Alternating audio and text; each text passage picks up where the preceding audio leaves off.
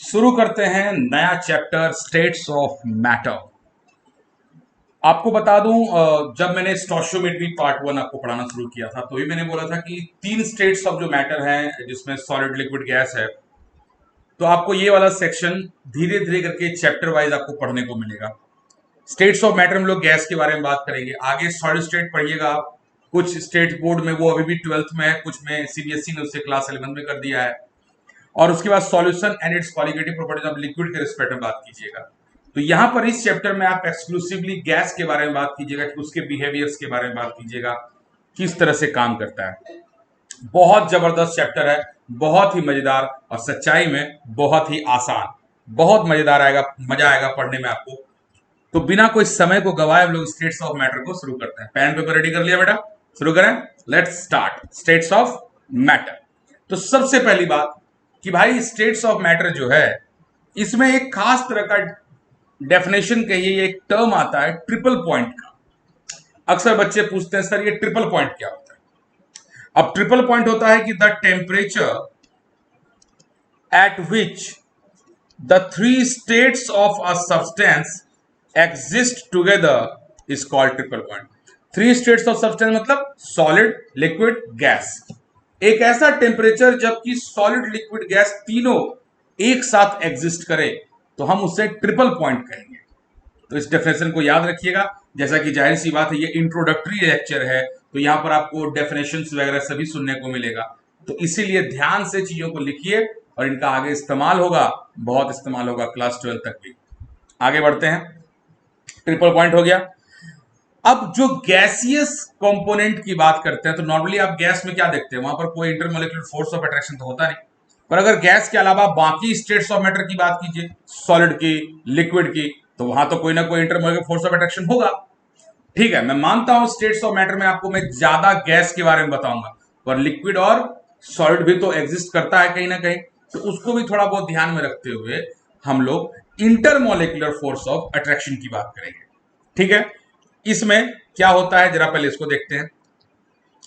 The difference in the physical properties of a substance in different states is due to the difference in intermolecular force of attraction. क्या कह रहा है, अगर आपका solid strong है, liquid थोड़ा कम strong है और गैस बिल्कुल भी स्ट्रांग नहीं है, तो इसके पीछे कौन रिस्पॉन्सिबल है? इसके पीछे रिस्पॉन्सिबल है आपका intermolecular force of attraction. Simple सी बात है, जोर से पकड़े रहना सॉलिड, धीरे से पकड़े रहना लिक्विड, छोड़े रहना गैस। किस तरह का इंटरमोलिकुलर फोर्स ऑफ अट्रैक्शन है ये डिसाइड करेगा आपका स्टेट्स ऑफ मैटर क्या होने वाला है। अब ये स्टेट्स ऑफ मैटर को इस इंटरमोलिकुलर फोर्स ऑफ अट्रैक्शन के आधार पर हम लोग डिफरेंट डिफरेंट टाइप्स में डिवाइड करते हैं। तो क्या क्या टाइप्स है भाई? तो सबसे पहला टाइप है, देखिए क्या लिखा हुआ है, डिस्पर्जन और लंडन फोर्सेस। अच्छा नाम है, लंडन फोर्सेस। डिस्पर्जन और लंडन फोर्सेस। दूसरा है डायपोल डायपोल फोर्सेस। तीसरा है डायपोल इंड्यूस्ड डायपोल फोर्सेस। चौथा है आयन इंड्यूस्ड डायपोल फोर्सेस। पांचवा है आयन डायपोल इंटरेक्शन और छठा है हाइड्रोजन बॉन्डिंग। एक एक करके मैं इन सब के सब टाइप्स ऑफ इंटरमोलिकुलर फोर्स को आपके लिए अलग से डिस्कस करूंगा और तब हमारा ये इंट्रोडक्शन खत्म होगा। याद रखिएगा, फिजिकल केमिस्ट्री में इंट्रोडक्शन का मतलब है कि आपको माहौल, आगे आने वाले समय के लिए माहौल मिलता है। चलिए आगे बढ़ते हैं। तो यहां पर अगला है कि ये जितने भी इंटरमोलिकुलर फोर्स के टाइप्स को मैंने बताया, इनमें से बहुत सारे इंटरमोलिकुलर फोर्सेस एक साथ अगर मिला दिए जाए, उनको मतलब मिला दिया जाए मतलब एक साथ उनको टर्म में अगर यूज किया जाए तो उन्हें वांडर वाल्स फोर्सेस कहते हैं। देखिए क्या लिखा है, these intermolecular forces are collectively called van der Waals forces. ठीक है, लेकिन क्या सारे के सारे intermolecular forces van der Waals forces में होते हैं? मे बी और मे नॉट बी। अगला देखिए क्या है, ion dipole and ion induced dipole attractive forces are not van der Waals forces. Ion dipole और आयन इंड्यूस्ड डायपोल को हम लोग वांडर वाल फोर्स में कैटेगराइज नहीं करेंगे। तो 6 में से 2 वांडर वाल नहीं है। और सुनिए लास्ट लाइन पढ़िए, hydrogen bond is in a separate category. Hydrogen bond आपकी सेपरेट कैटेगरी में, यानी कि कुल 6 में से मात्र 3 ही वांडर वाल के लिए आया, बाकी 2 आया नहीं और हाइड्रोजन बॉन्ड अलग से देखेंगे। बात को आगे बढ़ाते हैं। चलिए, तो सबसे पहला टॉपिक लंदन फोर्सेस और डिस्पर्जन फोर्सेस। बहुत ध्यान से सारे टाइप्स को सुनिएगा, सारे नोट्स को प्रॉपर लिखिए और मेरी बात को अच्छे से समझने का प्रयास कीजिए। लंदन फोर्स सबसे कमजोर फोर्स है, पहली बात। दूसरी बात, ये जो फोर्स है ये न्यूट्रल मॉलिक्यूल या न्यूट्रल एटम्स में आपको देखने को मिलेगा। न्यूट्रल मॉलिक्यूल्स में ही देखने को मिलेगा या न्यूट्रल एटम्स में देखने को मिलेगा। मान लिया जाए कोई न्यूट्रल मॉलिक्यूल है या कोई न्यूट्रल एटम जो इसमें कोई चार्ज नहीं, सडनली किसी खास वजह से, किसी भी कंडीशन की वजह से हल्का चार्ज उसमें आया, तो जैसे भी हल्का चार्ज आएगा मतलब डिफरेंस आएगा, एक तरफ पॉजिटिव और एक तरफ नेगेटिव आएगा, तो वो डायपोल बनेगा। डायपोल बनना बहुत जरूरी है। जैसे ही डायपोल बनेगा तो वहां पर दूसरे को अट्रैक्ट करना शुरू करेगा। तो पहले वो न्यूट्रल था, फिर किसी वजह से उसमें चार्ज डेवलप हुआ, उस चार्ज की वजह से अट्रैक्शन किया दूसरे को। इस टाइप का अट्रैक्शन इसे हम लोग लंदन फोर्सेस या डिस्पर्जन फोर्सेस बोलते हैं। ध्यान से इस बात को समझिएगा, मैं समझाता हूं। These are the attractive forces which act among non polar molecules, मतलब जिसमें कोई चार्ज नहीं है, neutral, such as N2, O2, F2 etcetera, और मोनो एटॉमिक गैसेस जैसे कि हीलियम, नियॉन, आर्गन, ये सब। तो ये सिर्फ और सिर्फ न्यूट्रल या यूं कहें कि नॉन पोलर कंपोनेंट में आपको देखने को मिलेगा लंदन फोर्सेस या डिस्पर्जन फोर्सेस, और कहीं देखने को नहीं मिलेगा। जैसे कि आपके सामने देखिए एक डायग्राम दिख रहा है, ध्यान से देखिएगा। अभी आप देखिए एटम ए और एटम बी को देखिए, न्यूट्रल है, कोई चार्ज नहीं, एकदम प्रॉपर सेंटर में न्यूक्लियस आपको दिख रहा है। एटम है, यहां देखिए क्या लिखा है, symmetrical distribution of electron charge cloud, चारों तरफ एकदम बैलेंस्ड डिस्ट्रीब्यूशन है, कोई डिफरेंस नहीं है। सडनली किसी कारणवश मान लिया जाए, अब दूसरे डायग्राम को देखिए, यहां पर मान लिया जाए एक तरफ देखिए पॉजिटिव चार्ज शिफ्ट हो गया। जैसे ही एक तरफ पॉजिटिव चार्ज शिफ्ट हुआ मतलब ऑटोमेटिक है कि दूसरी तरफ आपका नेगेटिव चार्ज शिफ्ट हो जाएगा, सारा इलेक्ट्रॉन अनबैलेंस हो गया। अब चूंकि उसके बगल में जो दूसरा है वो फिर उसको भी उसी तरह कर देगा, फिर उसके पॉजिटिव चार्ज को अपनी तरफ अट्रैक्ट करेगा, नतीजा उसका नेगेटिव भी एक तरफ शिफ्ट हो जाएगा।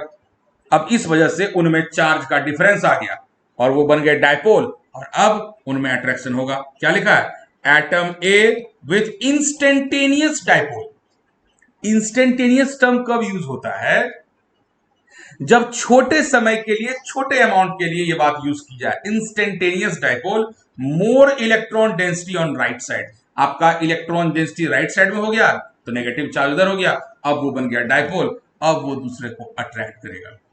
यानी समराइज करेंगे, अगर आपको कोई बोले what do you mean bye dipole London forces, अगर कोई बोले कि लंदन फोर्स से आप क्या समझते हैं या डिस्पर्जन फोर्स से आप क्या समझते हैं, तो आप कहिएगा कि सर लंदन फोर्स या डिस्पर्जन फोर्स जो है इसमें हम लोग नॉर्मल वे में जो बात करते हैं दैट इज ओनली कि उस कंडीशन में वहां पहले एक न्यूट्रल कंपोनेंट होता है और उस न्यूट्रल कंपोनेंट को हम लोग किसी दूसरे न्यूट्रल कंपोनेंट के संपर्क में रखेंगे तो कोई अट्रैक्शन नहीं है। लेकिन मान लिया जाए अचानक से चार्ज का डिस्ट्रीब्यूशन बदल जाए, इलेक्ट्रॉन एकदम से एक साइड में शिफ्ट हो जाए, पहले इक्वली डिस्ट्रीब्यूटेड था, मान लीजिए सर एकदम से एक साइड में डिस्ट्रीब्यूट कर गया, तो सर वहां पर एक छोटा सा डायपोल डेवलप हो जाएगा। अब वो दूसरे वाले को भी ऐसे ही कर देगा, दूसरे में भी चार्ज का डिफरेंस हो जाएगा और वो दोनों दूसरे को अट्रैक्ट करेंगे। सर यही लंदन फोर्स है कि पहले न्यूट्रल बाद में डायपोल। एक और डायग्राम इसका देख लीजिए, जैसे यहां देखिए इस बार देखिए नेगेटिव चार्ज इधर शिफ्ट हो गया, तो नतीजा ये फिर उधर वाले का भी नेगेटिव इधर कर देगा शिफ्ट, और इन दोनों में डायपोल बन गया तो डायरेक्शन बदल गया। अब यहां पर भी आपको लंदन फोर्स, सिंपल बात समझिए। एक छोटा सा डायग्राम मैं ही बताता हूं, देखिए मान लिया जाए नॉर्मल न्यूट्रल है, अभी इसका न्यूक्लियस बीच में है और चारों तरफ इलेक्ट्रॉन देखिए इक्वली डिस्ट्रीब्यूटेड है इस तरह से। किसी वजह से अगर मान लिया जाए ऐसा हो जाए कि सारा इलेक्ट्रॉन एक ही डायरेक्शन में चला जाए तो ऑटोमेटिक है डिफरेंस क्रिएट हो जाएगा। अब ये जो डिफरेंस क्रिएट होगा तो ये डायपोल आपका बन जाएगा। अब ये डायपोल बनेगा तो जाहिर सी बात ये किसी दूसरे को अपनी तरफ अट्रैक्ट करेगा ना, इसे कहते हैं लंदन फोर्सेस और डिस्पर्जन फोर्सेस। तो इसका डेफिनेशन क्या होगा, अब बात तो हो गई, डेफिनेशन क्या होगा, the attraction forces among the instantaneous dipoles are called London forces और डिस्पर्जन फोर्स। इंस्टेंटेनियस डायपोल मतलब छोटा सा, थोड़ी देर के लिए बनाया गया डायपोल, हल्का सा। These are the weakest intermolecular forces. सबसे कमजोर इंटरमोलिकुलर फोर्स होता है ये लंदन फोर्स या डाइपोल डिस्पर्सन फोर्स। क्लियर? ये पहला टाइप था। आगे बढ़ते हैं। इसमें एक और बात है, डिस्टेंस फैक्टर क्या होता है। These forces are always attractive and interaction energy is proportional to 1/r⁻⁶। ये जो 1/r⁻⁶ जो आप देख रहे हो, ये बताने के लिए है कि डिस्टेंस के ये इनवर्सली प्रोपोर्शनल है, यानी जितना डिस्टेंस बढ़ेगा अट्रैक्शन उतना ही घटेगा। कितने में? r⁻⁶ के हिसाब से। तो ये कहानी है। आगे बढ़ते हैं। डाइपोल डाइपोल फोर्सेस की बात करते हैं। दूसरा टाइप्स, पहला समझ में आ गया, दूसरे टाइप्स की बात करते हैं। अब डाइपोल का मतलब क्या होता है? जिसमें पॉजिटिव और नेगेटिव परमानेंट फॉर्म में मौजूद हो पोल। जैसे यहां पर एक नीचे देखिए HCl, क्लोरीन इलेक्ट्रॉन खींचेगा, उसके ऊपर नेगेटिव चार्ज, हाइड्रोजन के ऊपर पॉजिटिव चार्ज, डाइपोल हो गया। तो कहता है these forces of attraction occur among polar molecules which have permanent dipoles. नाम ही है डाइपोल डाइपोल फोर्सेस, मतलब एक डाइपोल दूसरे डाइपोल को अपनी ओर अट्रैक्ट करेगा। जैसे एग्जांपल के तौर पे मैंने यहां HCl दिखाया। अब देखिए ध्यान से, जो HCl है इसमें क्लोरीन के ऊपर नेगेटिव चार्ज है। अब ये क्लोरीन अगर इस हाइड्रोजन को अपनी तरफ अट्रैक्ट करे दूसरे HCl वाले को, तो यहां पर ये जो अट्रैक्शन होगा, दिस इज जो डाइपोल डाइपोल इंटरेक्शन, जो खींचेगा अपनी तरफ, ये डाइपोल डाइपोल इंटरेक्शन होगा। डायग्राम देखिए, देखिए डायग्राम को, ये डाइपोल आप देख रहे हो HCl। ध्यान से देखिए, इस वाले डायग्राम को देखिए, HCl तो क्लोरीन है, तो यहां पर डाइपोल है आपका, डायरेक्शन किधर रहेगा? इधर से इधर रहेगा, डायरेक्शन नेगेटिव में। डाइपोल का सिंबल आपको केमिकल बॉन्डिंग में बता चुका हूं क्या होता है। और उस इसमें भी देखिए ऐसे ही है आपका यहां पर डाइपोल। तो ये HCl में जो क्लोरीन नेगेटिव चार्ज, ये दूसरे हाइड्रोजन को अपनी ओर अट्रैक्ट करेगा। ये जो इंटरेक्शन होगा इसे हम कहेंगे डाइपोल डाइपोल इंटरेक्शन। बहुत ही सिंपल है, जहां डाइपोल होगा वहीं पर अट्रैक्शन होगा। The negative end of one dipole attracts the positive end of other dipole is called dipole dipole interaction. Simple. Negative and एक डाइपोल का दूसरे डाइपोल के पॉजिटिव एंड को अट्रैक्ट करेगा, और इसमें जो अट्रैक्शन डेवलप होगा इसे हम लोग डाइपोल डाइपोल इंटरेक्शन बोलेंगे। ठीक है, इसमें आगे बात करते हैं। इसमें भी आपको डिस्टेंस मैटर करता है, ये थोड़ा अच्छा है। देखिए, the attractive force decreases with the increase of distance between the dipoles.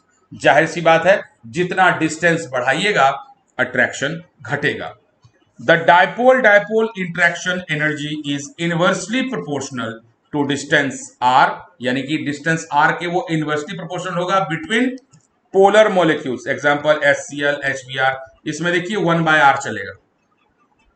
लेकिन क्या हर तरह के कंडीशन में डाइपोल डाइपोल फोर्स या डाइपोल डाइपोल इंट्रैक्शन का रिलेशन डिस्टेंस से ऐसे ही करेगा? नहीं। अब यहां पर मेरी बात को ध्यान से सुनिए। देखिए, जब इस तरह की बातें आती है तो लोगों को मेरे में बहुत सारा सवाल आता है कि क्या होगा डिस्टेंस का फैक्टर। IIT और मेडिकल में इस तरह का एक सवाल पूछा गया था। स्टेशनरी डाइपोल और रोटेटिंग डाइपोल के आधार पर डिस्टेंस का अलग अलग वेरिएशन देखने को मिलता है। अब ये जरा समझिए क्या है, ध्यान से देखिएगा।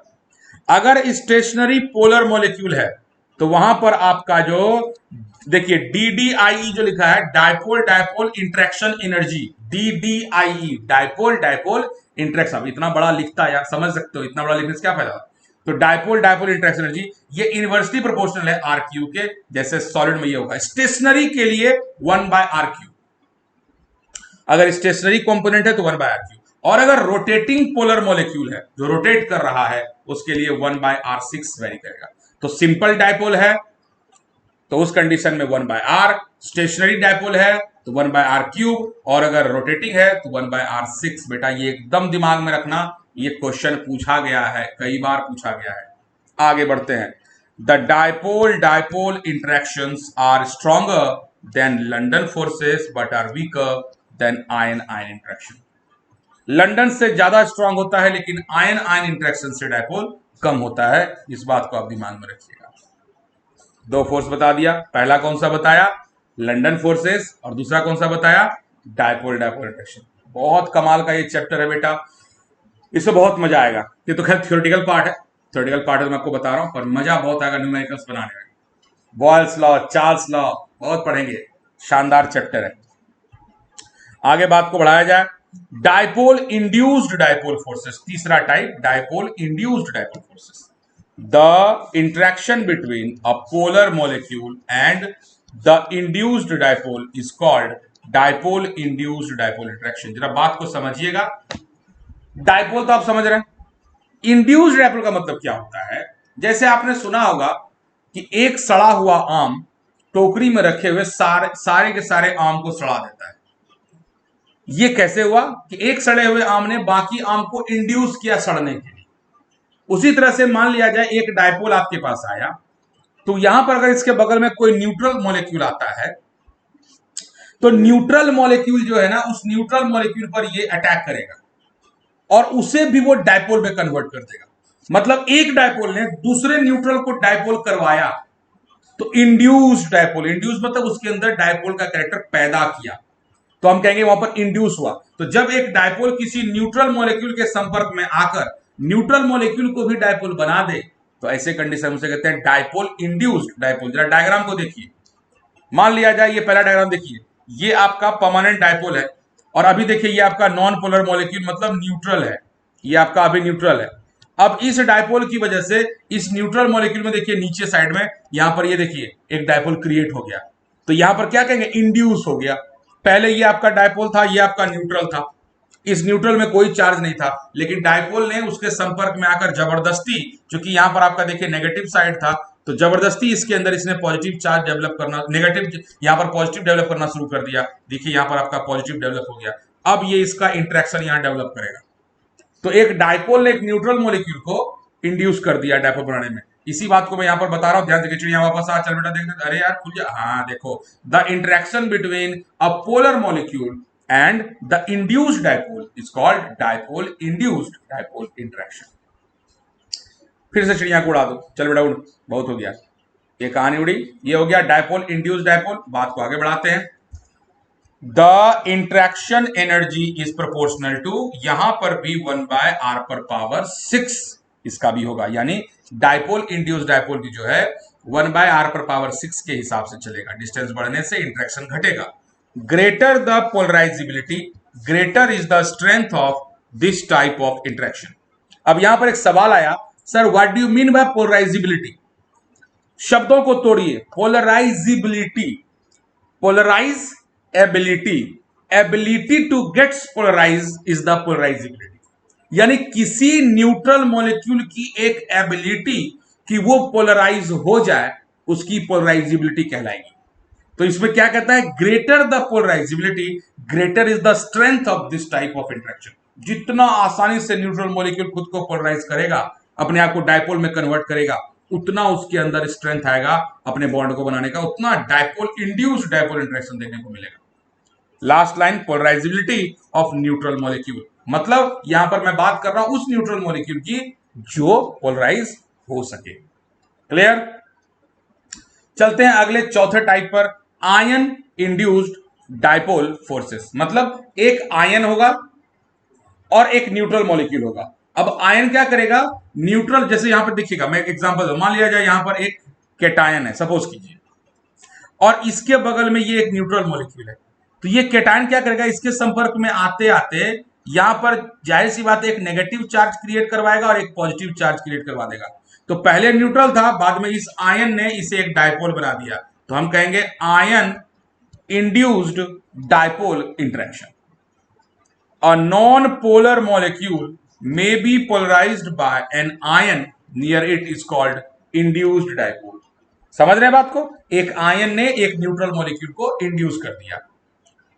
Definition, the interaction between the ion and induced dipole is called ion induced dipole interaction. एक आयन, ये देखिए आपका यहां पर एक आयन है और इसके बगल में ये आपका इंड्यूस्ड डायपोल है, इसने आपको इंड्यूस किया। समझिए बात को, मान लिया जाए यही NO3- का मैं एग्जांपल आपको ऐसे साइड में लेता हूं, ये आपका आयन है और अभी मान लीजिए इसमें I2 है, इसमें कोई चार्ज नहीं है, लेकिन इसने इसके संपर्क में आकर क्या किया, यहां पर जबरदस्ती एक पॉजिटिव चार्ज और एक नेगेटिव चार्ज ने डेवलप करना शुरू कर दिया, और कुछ देर के बाद कहानी इस तरह की बन गई। तो अच्छा खासा लड़का भी अगर खराब लड़के के संगत में रहे तो उसे खराब कर सकता है, और खराब से खराब आदमी भी अगर अच्छे के संगत में रहे तो शायद वो अच्छा हो सकता है। Induced character. आगे बढ़ते हैं, पांचवें टाइप पे चलते हैं, यानी आयन डाइपोल इंटरेक्शन। यानी इसमें अब एक आयन है और एक डाइपोल है। इसका सबसे बढ़िया एग्जांपल मैं आपको नमक को पानी में घोलने वाले एग्जांपल से बताता हूं, मतलब सॉल्ट इन वाटर। जब आप सॉल्ट को वाटर में डिसॉल्व करोगे तो सॉल्ट का फॉर्मूला होता है NaCl, ब्रेक करेगा Na प्लस और Cl माइनस। तो वाटर में जब आप उसको डिसॉल्व करते हो तो Na प्लस टूटेगा, Cl माइनस टूटेगा, तो Na प्लस की तरफ वाटर मॉलिक्यूल आएगा। इमेजिन करो एक कबड्डी का खेल, एक कबड्डी के खेल में किस तरीके से अप्रोच करता है आदमी। तो जैसे वो जाता है तो डिफेंडर साइड वाले सब लोग उसको कवर कर लेते हैं। तो रेडर को समझो Na प्लस, कबड्डी कबड्डी करते हुए चैंटिंग करते हुए जा रहा है, वो रेडर है आपका Na प्लस। और वाटर जो है H2O समझिए वो डिफेंडर है। जरा से यहां पर देखिए, जो मैंने एग्जांपल बनाया है, देखिए सेंटर में देखिए आपका Na प्लस है, देखिए ये सेंटर में आपका Na प्लस है, और इस Na प्लस के चारों तरफ आप देखिए यहां पर आपका चारों तरफ से वाटर, ये देखिए यहां पर H2O आ रहा है सब तरफ से, क्योंकि ऑक्सीजन नेगेटिव चार्ज है तो Na प्लस की तरफ ऑक्सीजन मूव कर गया, ये चारों तरफ से कवर कर लिया। इस प्रोसेस को हाइड्रेशन ऑफ आयन कहते हैं। हाइड्रेशन ऑफ आयन में निकलने वाली एनर्जी को हाइड्रेशन एनर्जी या हाइड्रेशन इंथैल्पी कहते हैं। तो यहां पर सोडियम एक आयन है और वाटर में H2O एक डाइपोल है, तो वो आयन डाइपोल इंटरेक्शन कहलाएगा। मैं यहां पर छोटा सा बनाता हूं, फिर से देखिए, मान लिया जाए ये रहा आपका Na प्लस। अब यहां पर आप ये जैसे वाटर में घुला तो ऑक्सीजन इसके पास आएगा, ऑक्सीजन आएगा क्योंकि ऑक्सीजन के ऊपर नेगेटिव चार्ज है। तो ऐसे ऐसे बहुत सारे वाटर मॉलिक्यूल आ जाएंगे, तो ये जो इंटरेक्शन डेवलप हो रहा है ना, ये कहलाएगा इसका डाइपोल इंटरेक्शन, क्योंकि ऑक्सीजन के ऊपर नेगेटिव चार्ज है। तो यही कहानी यहां पर दिखा रहा है। उसी तरह क्लोरीन भी जाएगा तो क्लोरीन फिर किससे घिरेगा, वाटर आएगा, लेकिन वाटर का हाइड्रोजन जाएगा क्लोरीन की तरफ। क्यों? क्योंकि क्लोरीन नेगेटिवली चार्ज। तो डाइपोल आयन यानी आयन डाइपोल इंटरेक्शन हो रहा है यहां पर। तो कहेंगे ion dipole interaction between Na plus and water as well as Cl minus and water. इसका definition, this type of interaction occur between an ion and a polar molecule. जो मैंने बताया पोलर मोलिक्यूल हो गया वाटर, आयन में cation and anion. The polar water molecule are attracted by the cations as well as anions of the ionic compound, it is called hydration of ions. कोई आपको बोलेगा what do you mean by hydration? तो hydration of ion मतलब किसी ion को water ने चारों तरफ से कवर कर लिया। तो वाटर ने जो कवर किया, तो अगर कैटायन है तो वाटर का ऑक्सीजन वाला पार्ट उसकी तरफ जाएगा क्योंकि वो नेगेटिव चार्ज है, और अगर एनायन है तो वाटर का हाइड्रोजन वाला पार्ट उसकी तरफ जाएगा क्योंकि एनायन से हाइड्रोजन पॉजिटिवली चार्ज रहेगा। आगे बढ़ते हैं और आखिरी टाइप्स ऑफ बॉन्ड में जाते हैं, that is hydrogen bond. Hydrogen bond के बारे में मैं ज्यादा नहीं बोलूंगा, कारण ये मैं आपको केमिकल बॉन्डिंग में डिटेल में पढ़ा चुका हूं। क्योंकि आप वहां डिटेल में पढ़ चुके हैं तो मैं फिर यहां पर क्यों पढ़ाऊं, सही बात है कि नहीं। फिर भी थोड़ा सा जानकारी के लिए, फ्लोरीन, ऑक्सीजन और नाइट्रोजन, यही तीन एलिमेंट ये बना सकते हैं हाइड्रोजन बॉन्ड। और हाइड्रोजन बॉन्ड एक पार्शियल बॉन्ड होता है, जो कि electronegative element fluorine, oxygen, nitrogen किसी दूसरे कंपाउंड या अपने ही कंपाउंड के किसी इलेक्ट्रोपॉजिटिव हाइड्रोजन के साथ एक पार्शियल बॉन्ड डेवलप करने से होता है। तो it's a partial bond which develops between electronegative element of like fluorine, oxygen and nitrogen and electropositive hydrogen is known as hydrogen bonding। Chemical bonding में डिटेल में पढ़ा चुका हूं, तो मुझे इसके लिए कोई पैनिक, वहां पर एप्लीकेशन पढ़ाया है, टाइप्स पढ़ाया है, सब कुछ पढ़ा दिया है। अगर आप भूल गए तो जाकर केमिकल बॉन्डिंग दोबारा पढ़ लीजिए, आपको कोई दिक्कत नहीं होगी। तो ये कहानी है हाइड्रोजन बॉन्डिंग की, आई होप ये समझ जाएंगे आप, ठीक है। अगला है thermal energy. It is the energy of a body arising from motion of its atom or molecules। क्या बोल रहा है? It is the energy of a body which arising from motion of its atom, मतलब जो motion, kinetic motion की बात हो रही है किसी मॉलिक्यूल की, तो वो थर्मल एनर्जी है। It is the measure of average kinetic energy of the particles of matter. जो एवरेज काइनेटिक एनर्जी है पार्टिकल्स ऑफ मैटर का, ये उसकी दास्तान है थर्मल एनर्जी। तो जब भी आपको कोई थर्मल एनर्जी की बात करे तो समझिएगा वो उसके एटम के मूवमेंट और एवरेज काइनेटिक एनर्जी की बात कर रहा है, थर्मल एनर्जी। इंट्रोडक्शन की ये कहानी है। इस कहानी में इंट्रोडक्शन वाला ये पार्ट जो है, ये जानना इसलिए जरूरी है क्योंकि एनसीईआरटी ने इसको दिया है। तो बच्चा अक्सर जब कॉपी किताब पलटता है तो उसको देखता है अरे यार ये, जबकि ज्यादातर लोग डायरेक्टली बॉयल्स लॉ से कहानी शुरू करते हैं। पर मैंने कहा नहीं यार, इंट्रोडक्शन भी बच्चों को दूंगा, वो भी जरूरी है। तो आज के इस लेक्चर में सिर्फ इंट्रोडक्शन, अगले लेक्चर से बॉयल्स लॉ की बात शुरू करेंगे दोस्त। और न्यूमेरिकल्स की बात करेंगे। बहुत मजा आएगा, मस्त चैप्टर है। जैसा अभी तक हम लोग सारा चैप्टर पढ़ते हुए हैं, इसमें भी बहुत नई मजा आने वाला है। Have a nice day, enjoy कीजिए। आज की कहानी को यहीं पर समाप्त करता हूं।